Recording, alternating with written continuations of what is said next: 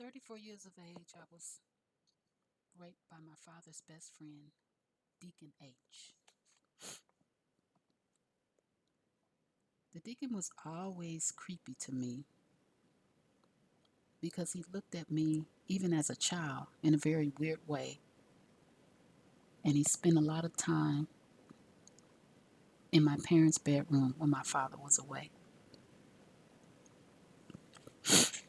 Unfortunately, my father, being an ordained minister, he habitually kept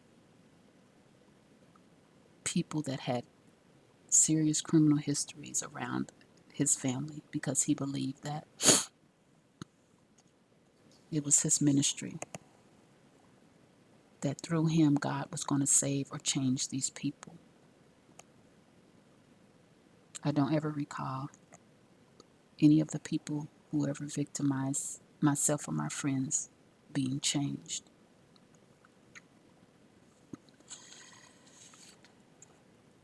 I know I was 34 years old exactly because my daughter was 16 years old at the time that Deacon H raped me. My daughter was fully developed, well developed. We called her Brick House, and she was beautiful.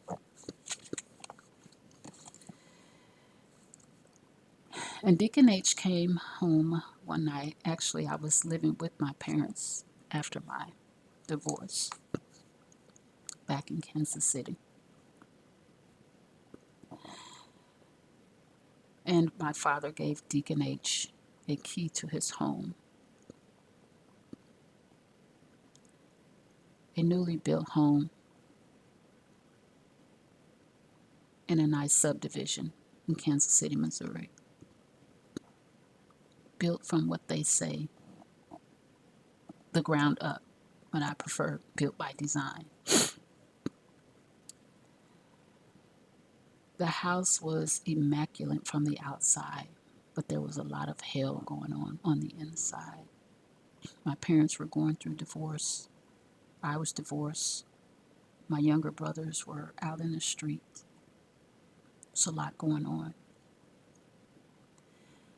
Deacon H shows up for whatever reason this time, and my dad gives him a key. I slept in the living room on the white couch. As soon as you walked through the front door, you made a right into the foyer, and there was a beautiful white couch. Plush, comfortable. My daughter and my son, they slept upstairs on the third level. There were three levels to this home. They slept in the room next to the jacuzzi bathroom. My parents slept in the room directly up the stairs on the right. So I'm on the second level. That's the entrance level. Asleep on the couch, and Deacon H comes in the middle of the night with the key given to him by my father. And he's drunk. Yes, the deacon of the church. He's drunk. Now, we had heard from other members of the church about Deacon H having affairs with other women, and I had seen him spend time with my mom in my parents' bedroom when my father was away. Although I didn't hear anything, but I knew they weren't praying. So Deacon H came in drunk, and he came over to where I was asleep, and he woke me up and began to try to feel on me.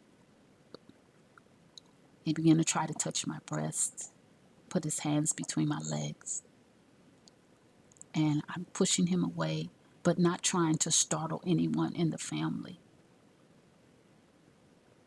because I didn't want to wake my children up in anger.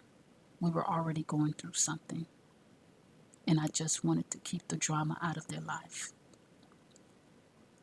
So I kept pushing him away and telling him, no, stop, just whispering, not wanting to wake anyone up. And he kept trying to get at me. This went on for quite some time. And then he mentioned my daughter. He didn't say exactly that he would go rape her or try to have sex with her. But he mentioned something, and I don't remember at this time, but I know he mentioned my daughter. And he said her name. And I said, no, you're not going to do my daughter. I'll let you do me. So I laid back, and Deacon H did his business. And he got up and he went downstairs to the lower level and went to sleep. And I laid on that white couch and I cried. And I believed in my heart that I had sacrificed myself for my daughter.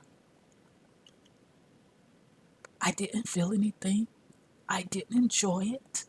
I cried the entire time. But I believed at 34 years old, if I allowed this man to do what he wanted to do, that he would not touch my daughter. I would rather it happen to me than to her, because we've been through too much already.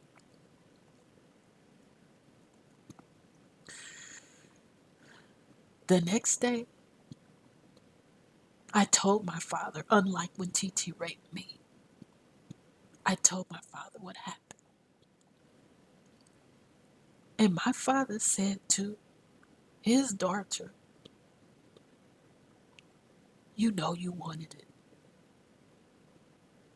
And that crushed me. I felt at that moment so rejected, even more than when my father ran me out of their house at 18 years old and pregnant.